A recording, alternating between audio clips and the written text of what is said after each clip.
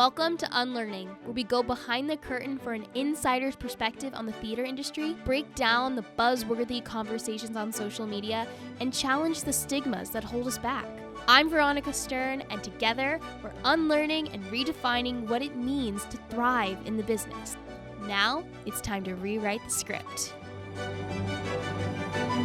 Hello, wonderful people of the world, and welcome to the Unlearning podcast. Today we have the award-winning writer, composer, and performer of musicals himself, Melvin Tunstall III.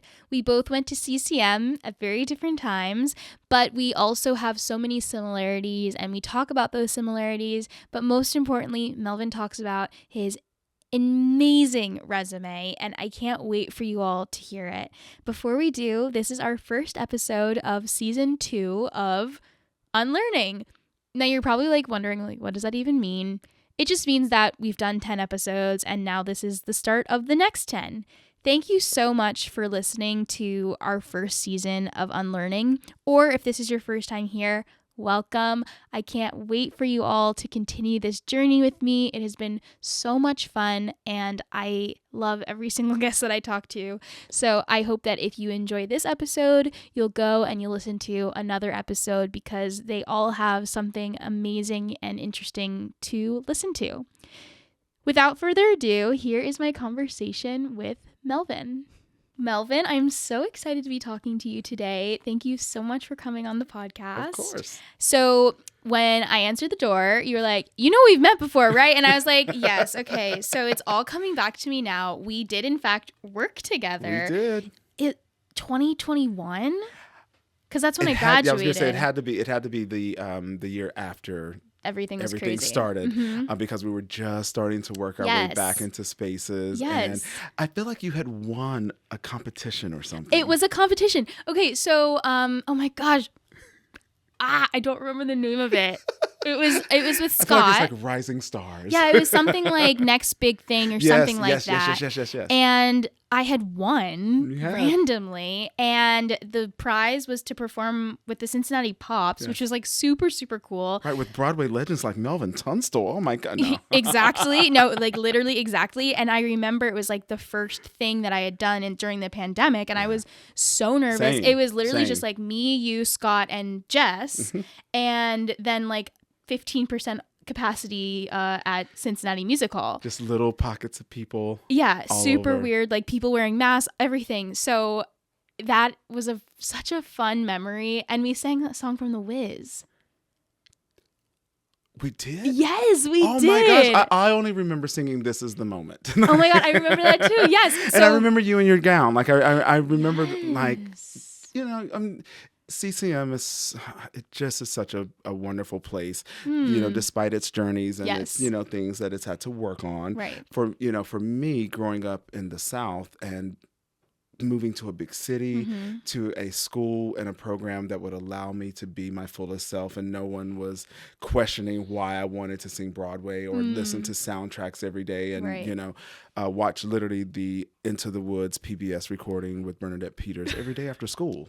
Start from the beginning and perform it.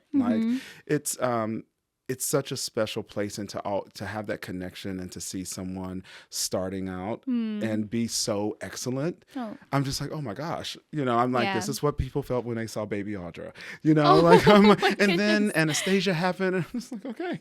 Oh, I was like, well, of course, That's so sweet. It really was beautiful to be there at the beginning and just be watching. Like I said, I've been watching the TikTok clips and just seeing you and your dad, and I'm like, I don't know, it's just very special. It means a lot that this is my first podcast. Oh my God, I'm honored. No, seriously, I'm honored, and I'm so excited to get to talk to you today because, like you said, we both went to CCM and at different times, very different times, but I think there were still like a lot of similarities. Absolutely. Especially because I did get to experience the old CCM as well as the new CCM. So just like the glimmer of the new CCM. So I'm really excited to talk to you about that, but I'm also really excited to talk to you about all of your playwriting and your musicals. And there's just so much to get into. So there's a lot let's happening. get 2025 showed up and I was like, Yeah. okay, we're busy. So busy, but I'm so excited for you. Thank you. So let's start at the very beginning. You said you're from the South, and Yes. then you went to CCM. How did that happen? So my 8th grade history teacher, her daughter went to CCM and she was like the local pageant star. Really? Like she, won, of course, our local pageant, I think placed 2nd at the state level, but was the first one from our hometown to even make it that far. So huge dreams. Watching her life and all that was happening to her, like she played Dolly in Hello Dolly, know, like she was the lead in all the shows. And so she went to CCM. And when I got to high school, my chorus and drama teacher, Marshall M. Qualls, had taught my cousins and my sister. So they had been running their mouths. Oh, you wait till you meet my little brother, my cousin. Oh, he loves Broadway. He can sing, he can dance, he can act. So, of course, day one, he makes me stand. I get there, I'm sitting there very excited because this man is going to make my dreams happen. Like if you have any desire to do it, you must study with him. So day one, I get there, I'm sitting there, and he says, Melvin Tunstall. I go, yes. Oh, get up and sing. I get up and I sing. I can't even remember what it was, but he says, well, that was the worst thing I've ever heard. Sit down. No. Oh, okay. Okay, that's not what normally happens. Right. Next period, drama class. Oh, Melvin, got a monologue prepared? Yes, sir. Let's see it. Well, that's the worst acting I've ever seen. Sit down. So he was like humbling you. Oh, of course. Tear them down, them down. A little toxic. Now that when we look back on some of those practices, because I definitely was one of those kids that came in like, teach me everything. I know nothing. I know sometimes you have to do that. Like, Aubrey Berg at CCM actually had a different relationship with kids from the South. Like it was something about the North Carolina kids, he said, that really did come in just naive and like so ready instead of like we were the leads and we're going to be stars, even though we felt that and wanted that. A lot of us really did come in ready to learn. So we didn't have to go through some of the trauma that my friends did in my class. Like I did not. Like I look back at the CCM years really as an amazing time. There were definite issues also when I look back at that time. Like I dyed my hair platinum blonde and got blue contacts because I knew that you had to be a blonde subconsciously. Wow. I look back now and realize you were trying to turn yourself into a blonde-haired, blue-eyed chorus boy because that was the standard. Like also expressing myself and, doing something, like all of that was also involved. But when I look back at that, I'm like, wow, that is something to behold. What years were you there? Oh, really? If you don't mind me asking, it's just interesting. No, I class of 94. 98. Class of 98. Okay. So the 90s. Wow. A couple of years before Shoshana Bean, Leslie Kritzer, Christy Cates, KO was in my class. Really? Yeah, Lisa Howard. That's an iconic class. Listen. What I tell you, like baby KO, obsessed. Absolutely obsessed. So I read that while you were at CCM, you kind of the writing started happening for you. I'm curious, how did that all happen? Because when I went to school, I felt like it was sort of frowned upon to express interest in anything other than like musical theater. Right. So I'm curious, going to school at that time, how did you manage that? Well, I helped start a theater company there, and our first shows were reviews of composers. Like I wrote one, "You're the Top," the music of Cole Porter, and then the second was "By George," the music of George Gershwin, and then. By then, I had done Sweet Charity, was my senior show at CCM and played Big Daddy. And Cy Coleman actually came to see our production. And we reworked my Big Daddy to be more Southern Baptist revival. So I was just optioning up, and Baby Melvin would, D's were, you wake up on high D. And I will never forget, I would sing this crazy high note and Shoshana Bean would fall over on the ground and kick her legs up in the air. And it was the funniest thing I've ever seen to this day. It made me so happy that was that was her reaction. But Cy Coleman gave me the rights to his catalog to write a review of his music. But then I got the opportunity to move to New York. And so I left the theater company, and then the towers fell, and that's a whole other story. Right. That my generation of performers always had to deal with Broadway stopping. Well, we were always just arriving, and then something would stop us, either 9/11 or the recession or the pandemic. Like, you kind of track Leslie Kritzer. Whenever Leslie Kritzer's coming to Broadway, something happens and things stop. That's wild. I'm like, just watch that trajectory. It's interesting. It's interesting that you say that, because I think that my class and my generation of people at CCM that like I'm closest with would say the same. Yeah. Because we graduated into the pandemic. Yeah, we graduated into the pandemic, and then the strike, the actor, the writer strike, we went and then through it. I mean, the union, the tour, musical theater touring almost had something happen, but there's always just been something as well. So it's super interesting that like history repeats itself. Like, starting with the pandemic. Crazy. I mean, did you even get to graduate? Did you guys have a ceremony or anything?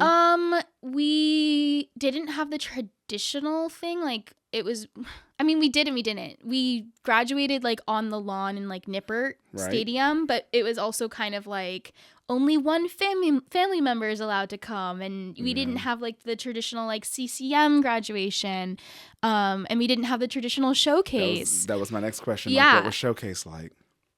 Non-existent. Right. Which is like crazy, because like that's the whole reason why you go to that school. Yeah. I mean, for me at least. I actually said like, oh my gosh, the kids are losing their spring musical. That was one of the things, because I was working on a new high school musical at the time, and it just hit me like, oh my gosh, that was what the 4 years were for, to get to the senior musical and see what the school was going to choose and which role you were going to take in. Exactly. And a whole generation of kids missed that. Like that breaks my heart. So once you graduated from CCM, did you have like a lot of downtime when you were kind of just like getting your career started? Because I know that I want to talk about Beautiful, but I know that came later on. So actually, when I graduated, I stayed and taught for this conservatory prep school. Really? I was convinced I was meant to be a teacher and a professor. And so I stayed there for a couple of years. I was also working with an arts ministry and was very involved with church there. And I built an incredible community and was working with the theater company. Like, it was all of the things that I wanted to do were happening. Right. And CCM offered me a position, and I was absolutely, like, it was a huge honor to, like, at that age to even be considered for a job like that. And then a couple of years later, I felt ready. Like, I think it's time. To like make the jump to New York. To make the jump to New York and go and actually see. And my drama teacher also said, Melvin, you have to have experience to teach. Like, go do it first so you can really teach the kids what it's like and be real with them about the process and the reality of this business. And so I got the opportunity to move. My best friend from college had started working with an agency as an agent. Like, he left performing and started working as an agent. Wow. And he said if I did a production of Violet with Lauren Kennedy. Do you know Lauren? No. Okay, so Lauren Kennedy, CCM legend. Yeah. The original Betty Schaefer in Sunset Boulevard with Glenn Close. Oh, that's why I recognize that name. I'm I've seen that name many times while I was practicing. Yes. Iconic. Okay. Iconic was, like the original Sideshow cast, standby for both of the girls. Like, there's Lauren Kennedy is that girl. But I did a production of Violet with her, and of course Playbill picked it up, because of her. But I got the benefit of everyone seeing me there and casting people asking my former roommate, where has Melvin Tunstall been? Like, is he Wow. around? And he said, Melvin, if you're going to move, you must do it now because everyone remembers. Right. So I did. And a month later, booked Rock of Ages. And, life has not been the same since. Like, I moved to Canada for a year to do my first production contract and paid off all my debt and just started working. And that's what gets you. Like, oh, I can actually take care of myself. I like this. Like, let's work a little harder and look for more opportunities and try to keep proving Dad wrong, because it's like, you have to get a real job, son. Right. You're like, this is a real job. Like, look at this real money I'm making. Right. That's super interesting. So when you made your Broadway debut in Rock of Ages? Or no, I thought it was beautiful. No. Right. It was beautiful. So Rock of Ages, I was the original Toronto cast. They did offer me a move to Broadway, but the version that we were doing in Canada was different from the Broadway cast. Interesting. Just a couple of little changes they made for me as a performer that I requested, and Broadway wasn't going to make those changes. And so I said, thank you, I will wait. Wow. What was that decision like? Because I think that a lot of people would have that opportunity in front of them and not make that decision. So what went into that for you? Well, a lot of faith. Yeah. A lot of faith. I put in my notice with the company. And best time ever. Love you guys. Yeah. My agents would rather me get back to the city now. And they gave me a bonus to stay. And you turned it down? No. They gave me a bonus to stay in Toronto. Oh, I see. Okay. So from turning down the Broadway gig actually got me a bonus in Toronto. And the Toronto company ended up closing, I think, a month or so later. And I got to go home, and with a little extra money in my pocket, which allowed me to pay my deposit for my first apartment in New York, So I don't, you really have to think those things through and make wise decisions, but stand up for what you want. And that's all you can do is say yes or no. Like, I will do this and be unhappy every night, or I will wait and see how life rewards me for having a little more faith in myself and my ability to work in this business and hold a standard for the kind of work that I want to do. Like, Karen Olivo said it the best. There's things that I can do, but should I do them? Should I do that? So yes, I love that so much, because I think that's something that can seem like such a daunting question. And I've definitely asked myself that. Yeah. And every time I do ask myself that, I'm like, what am I doing? Like, I'm so nervous to make this decision, but like, I know it's going to be the right decision for me in the long run. And then like 6 months later, I'm like, yeah, okay, that was good. Right. But in that like 6 weeks of like deciding, you're like, what am I doing? It has to scare you a little bit. Yeah. Like, I was in tears. Like, what are you doing? Broadway is literally calling. Right. Right. But it wasn't right. And my Broadway debut was beautiful in every sense. In every sense of the word. And also literally. Yeah, it was literally. Beautiful. Yes, it was like the Carole King Musical. You can't I wouldn't change a thing about it. And funny enough, it was the easiest job I've ever booked. Broadway was the easiest job. I was up for Kinky Boots for a standby position, and was on tour in Europe at the time, uploading things to YouTube and back then when, the internet was not 5G and moving fast, like it was a day to upload things from, where were we at?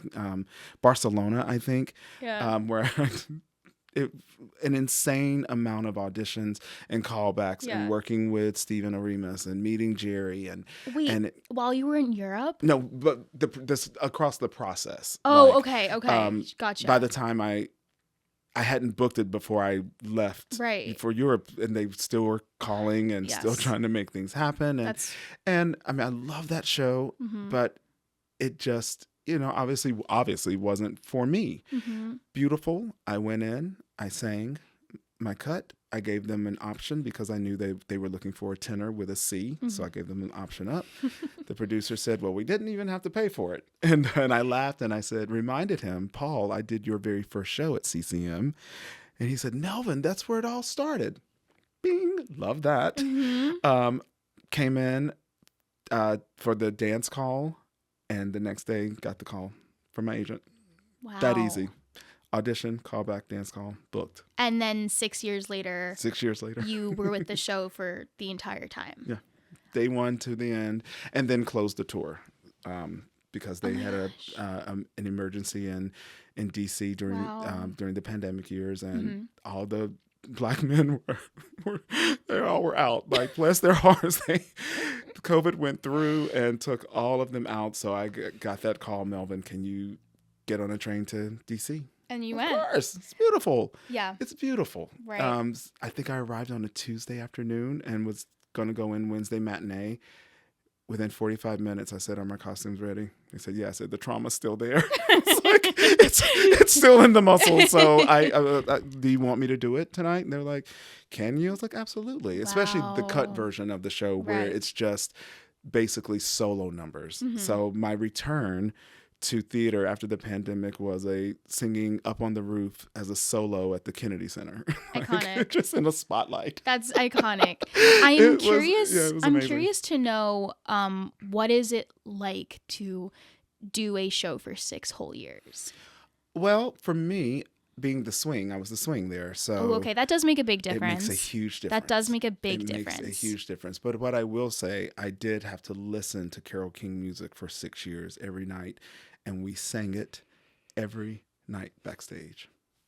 Every single night. Wow. There wasn't a night that we didn't sing background vocals or sing along with something. Mm-hmm. Because that music is so iconic. And Will You Still Love Me Tomorrow is beautiful every single day. Yeah. It is the most gorgeous thing, the most gorgeous lyrics every single performance.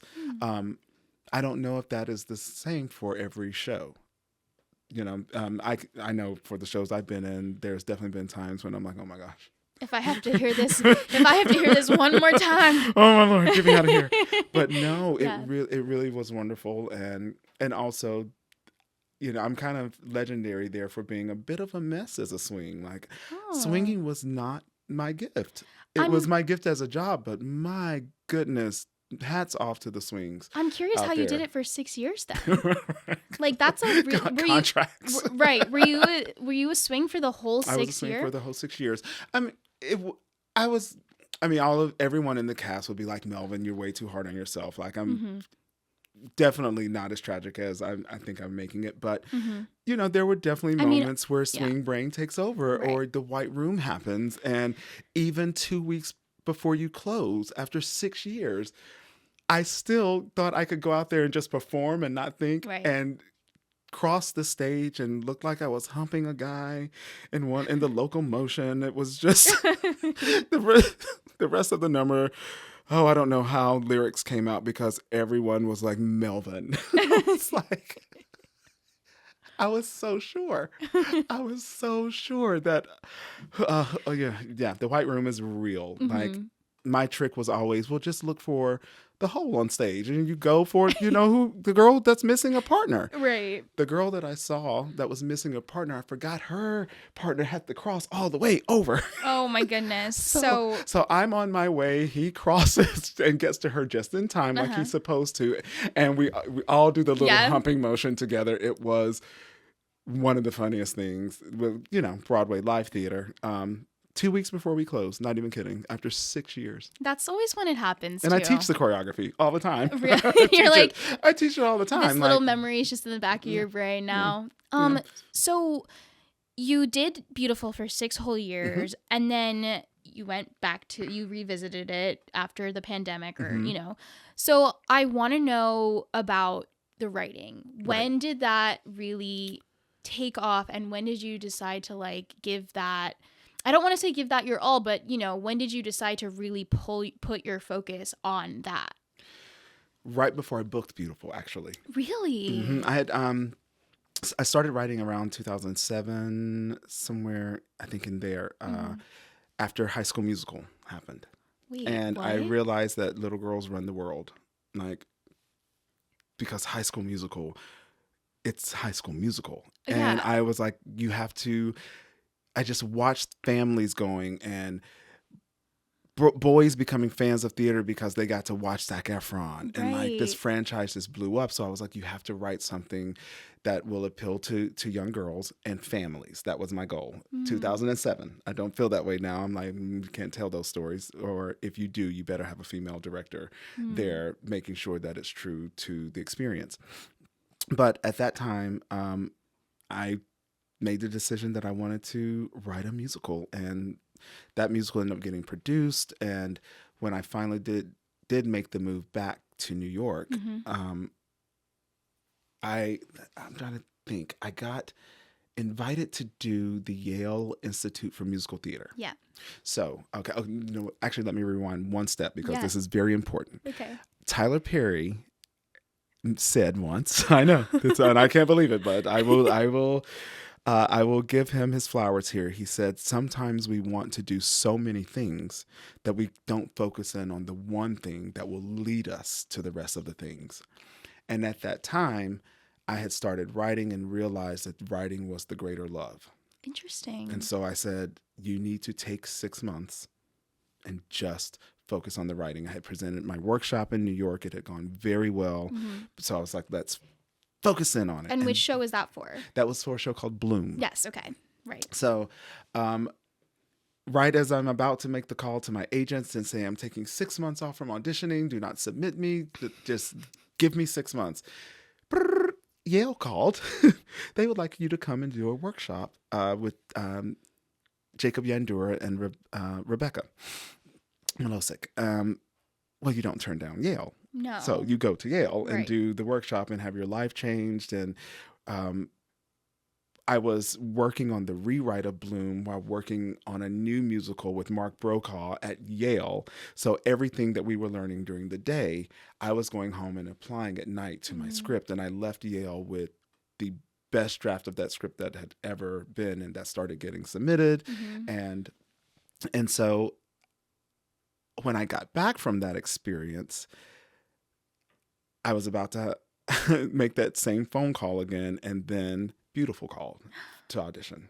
Wow. And so I said, okay, sure. I saw that Josh Prince was choreographing, and I'm like, well, he choreographed me in college. That's CCM. This is the best case scenario right here. And honestly, in my audition, at that time I was at my end. I was like, this is it.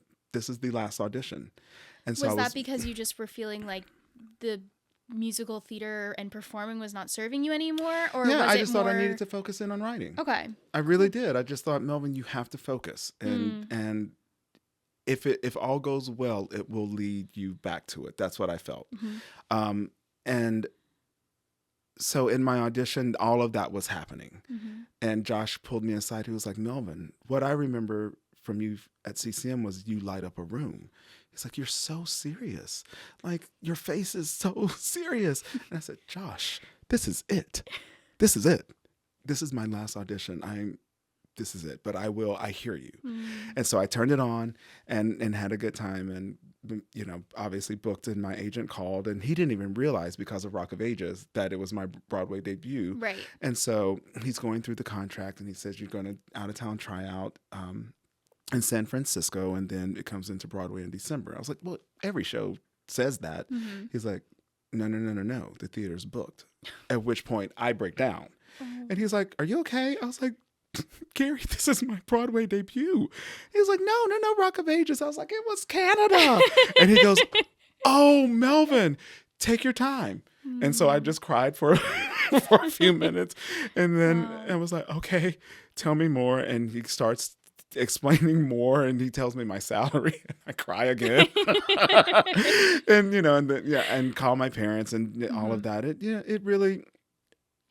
It was after 9/11 and all of the delays, and just so much happened while I left the city after the towers fell to allow New York time to rebuild itself, and And also, we didn't have a lot of savings. We were young, Right. and just in the city for the first time, Right. and about to book Broadway. So, who needs to save? Let's go to the club.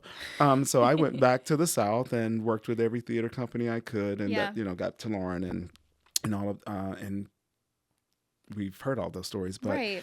but yeah, the writing continued after Beautiful. I wrote 6 shows in that dressing room.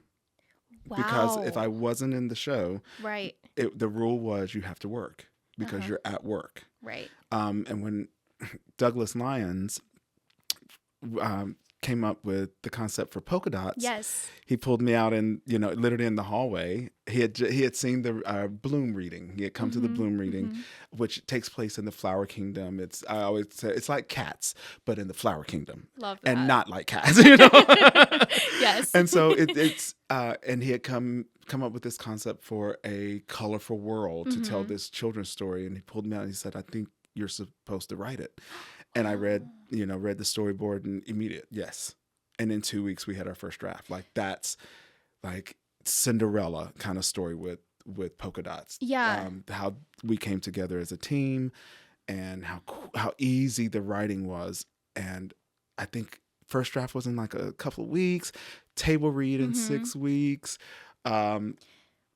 presentation within like 3 months or so. And we booked our first production like within 6 months of writing. That doesn't happen. Like what's so interesting to me is when I'm reading your resume and I'm reading all this stuff about you, the common thread is that you gravitate towards these familial pieces of work that really work for like the whole family. So it's so interesting to hear you say that High School Musical was sort of the light bulb that like went off for you. So when Polkadots, the Cool Kids musical, won the Off Broadway Alliance Award for Best Family Show. That's right. That's right.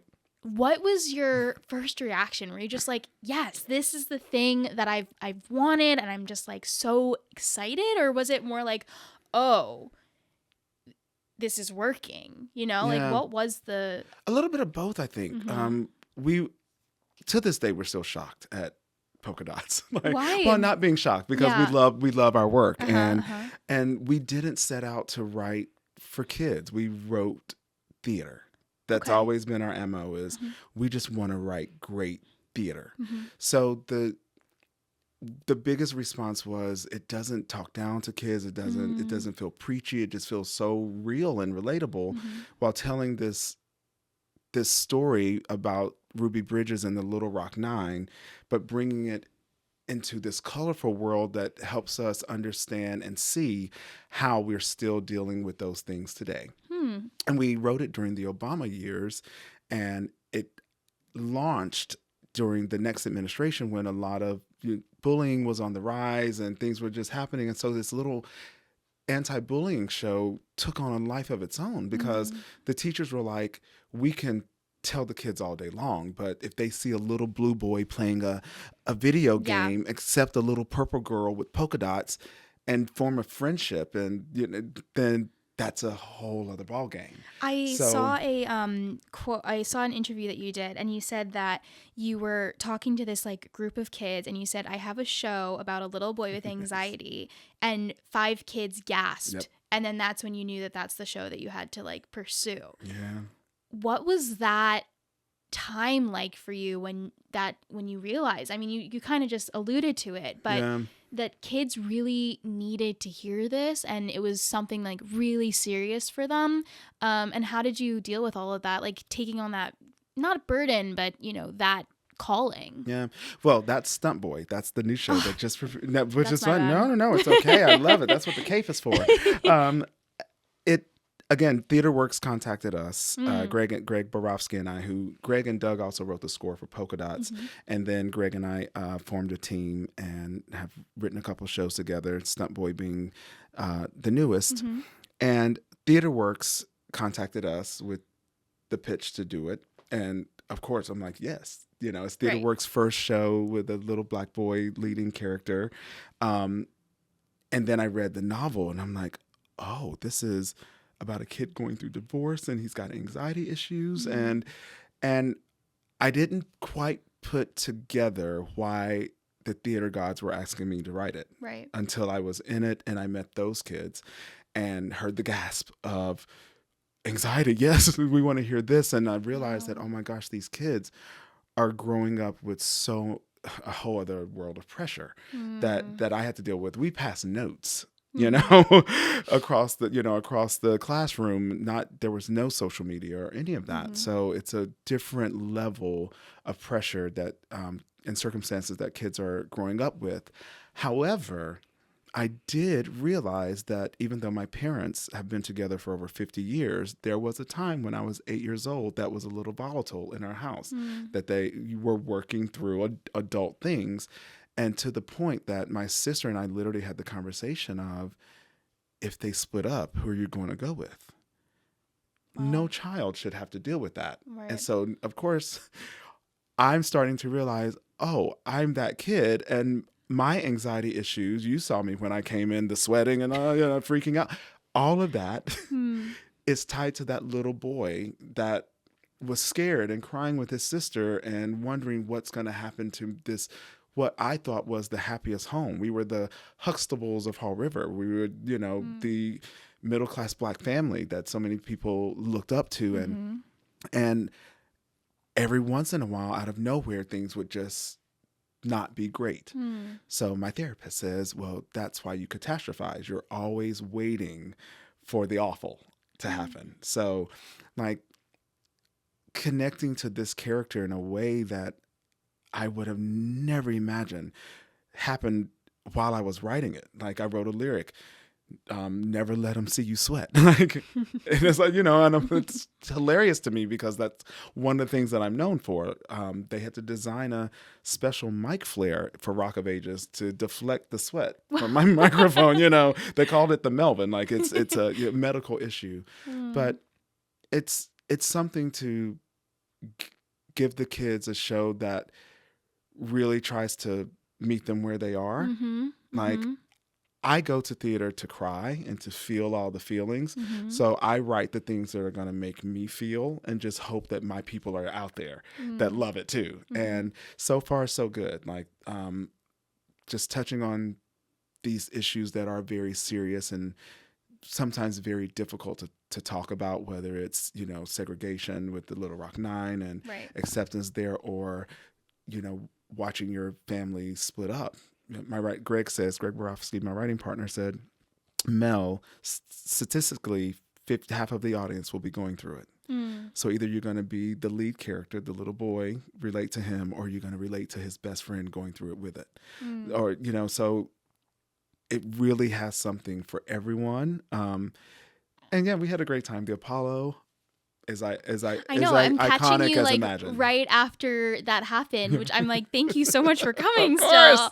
But that's so exciting. And I echo that sentiment of like kids and theater are just like it's just like such an easy fit for them. And I love the idea that you're making this like accessible thing for them that is not just, there's nothing wrong with, fun Disney and, princesses. Like, don't get me wrong. Like, I love that. Sure. But it's also so wonderful to know that there's really, like, things that are going to, like, be thought starters and meaningful to these kids. And that the fact that they gasped is just, like, the craziest thing in the world to me. Really,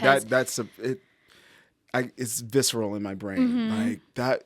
It really put it into perspective because they really needed that. They really, really needed it. And kids were in the audience that same song this week during the song takes place in a yoga class, and his best friend's mother teaching him meditation moves, and kids in the audience were doing it with them, like their little hands up in the air doing it.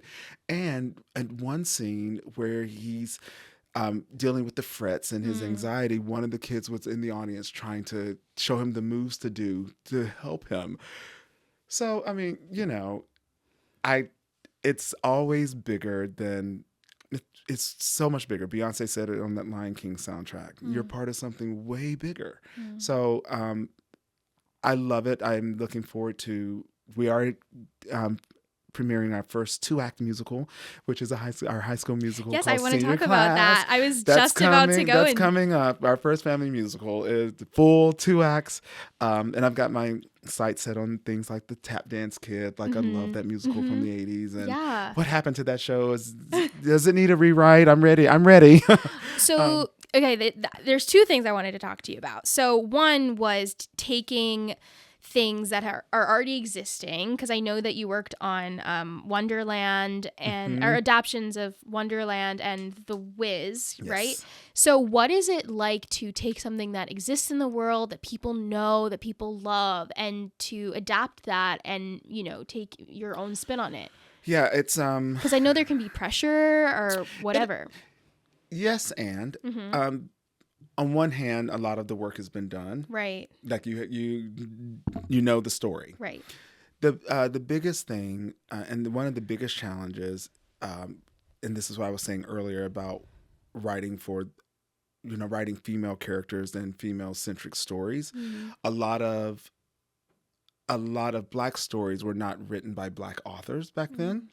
So it is a very skewed version of Black family when I read these scripts, or if I'm trying to update a script that is telling a Black story. Wonderland didn't in that way, but I think that's been the biggest challenge, is just kind of dealing with some of just dealing with that. Like, oh, well, this is the idea of the Black family that's been out there, and that's a little unfortunate. Sure. So on one hand, a lot of the material may be known, and people will love it, especially something like The Wiz, which even with a team of Black writers, a lot of the updates and rewrites, like The Wiz on NBC, that was Harvey Fierstein.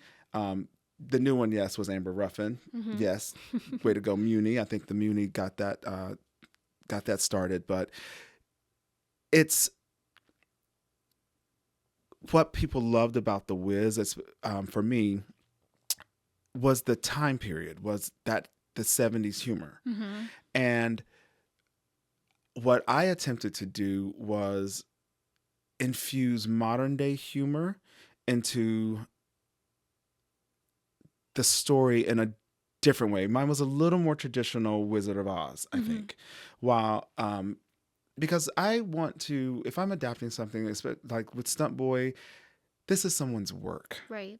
This is I'm a writer. I know the late nights and the frustration and how every single word is chosen. So I can't be flippant. I can't go in and just be like, well, we're doing the adaptation and the musicals are different and we're just going to do what we want. Right. I can't stand that. Like, when people are like, the book was better, drives me nuts, because I'm like, that's what they love. Like, people love this material. I can't stray too far. Right. So like Stunt Boy, copy and paste from page 1 on how the book opens. Like, we start the exact same way because I wanted the author to know, I'm here for you. I'm here to serve you. And what you wrote that these kids fell in love with. Like, this book is award winning, so the kids know it. They know the characters. They know the story. So I really wanted to honor his work while also making it Greg and I, we have to, it has to be a Tunstall and Borofsky show, which is easy because Greg writes incredible music. So that part was kind of taken care of, but I really am trying to put good karma out there so that in like 100 years, when someone's ready to update Polkadots, that they won't stray too far from the path. Because like I see versions of Peter Pan, where like pixie dust is a club drug. And I'm like, yay, creativity, but also like, let's maybe come back to, a little more of what the original intent was, because that book was so special and that is someone's work. So I'm trying to do that while, again, making my mark as a writer and really bringing my voice to these projects.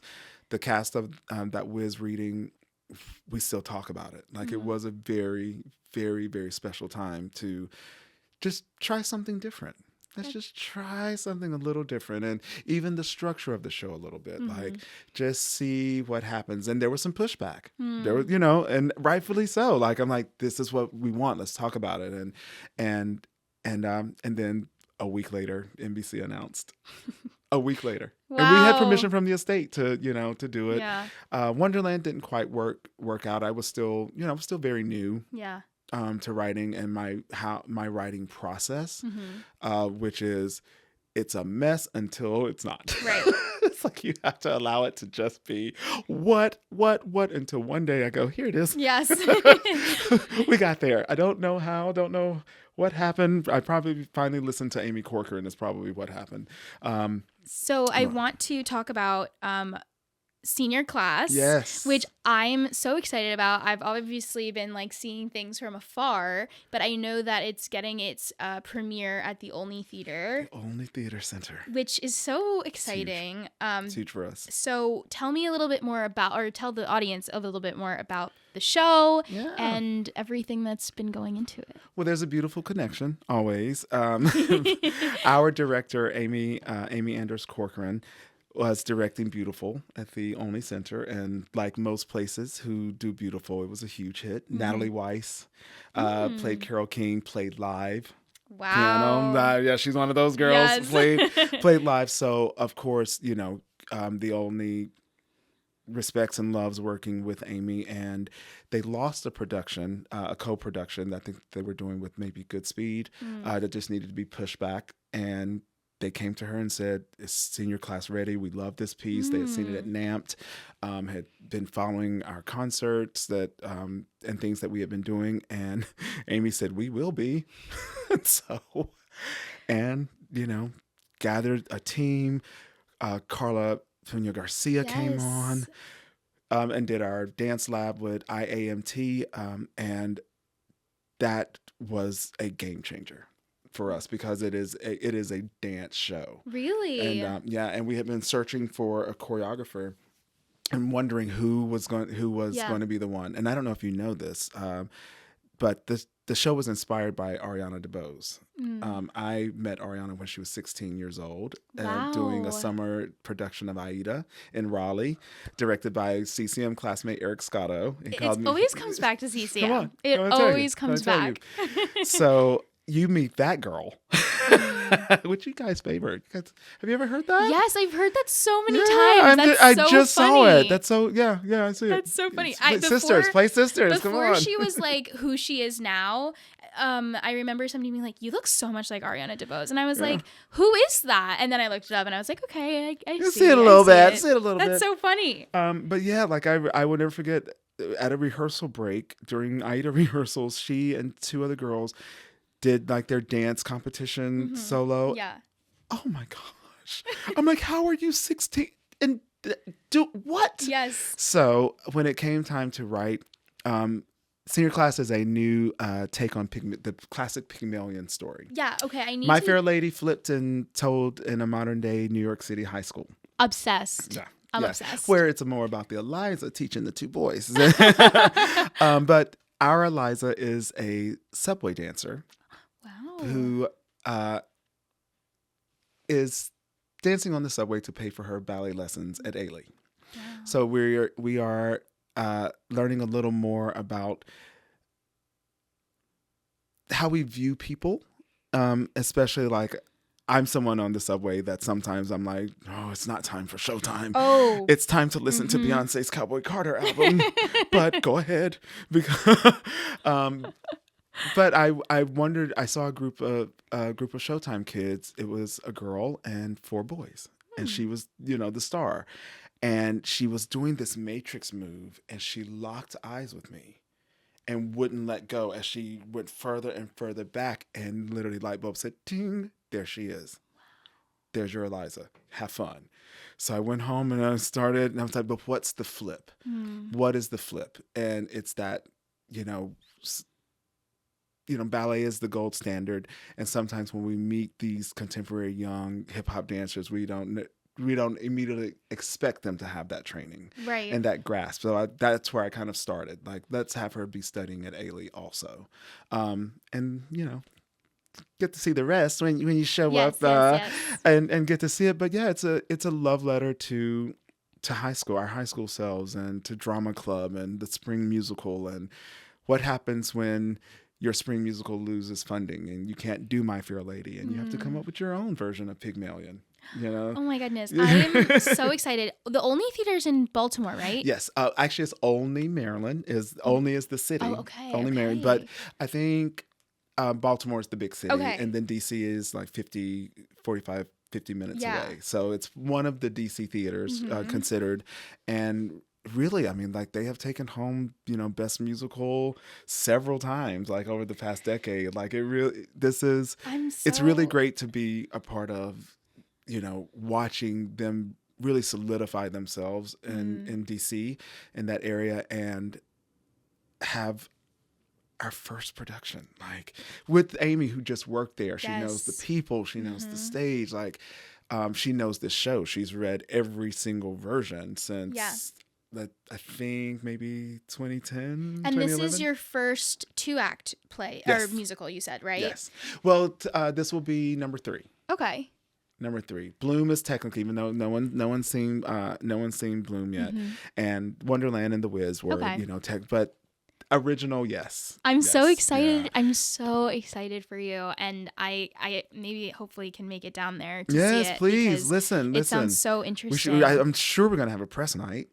Like, I'm certain we're going to do all those things. I'll be there so even if it's not the press night. Oh well, don't worry. But But thank you so much for coming on the show. Absolutely.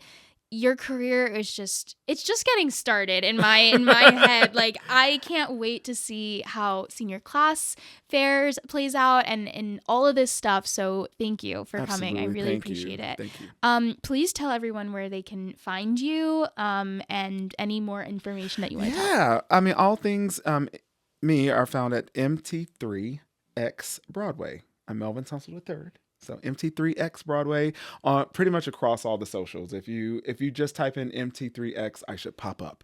It's happened 100% of the time. Perfect. I will pop up. So, well, Melvin, thank you so much for being on Unlearning, and we will see you all next time. See you soon. Bye. Thank you so much for listening to my episode with Melvin. I hope that you enjoyed it as much as I did.